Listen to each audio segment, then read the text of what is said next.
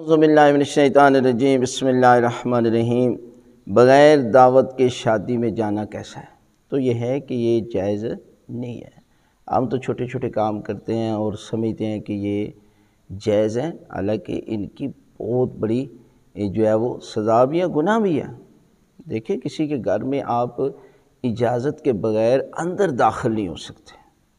حکم خدا ہے کہ آپ دستک دیں، جب تک گھر سے کوئی افراد اندر داخل ہونے کی اجازت نہیں دیتا آپ اندر داخل نہیں ہو سکتے۔ اسی طرح یہاں بھی حکم ہے کہ کسی نے آپ کو ایک فرد کی دعوت دی ہے اور آپ گھر کے 4-5 افراد چلے جاتے ہیں اور سمجھتے ہیں کہ یہ بچے ہیں۔ آج کا بچہ بڑوں سے زیادہ کھانا کھا جاتا ہے، لہذا یہ ہر صورت میں جائز نہیں ہے، گناہ بھی ہے۔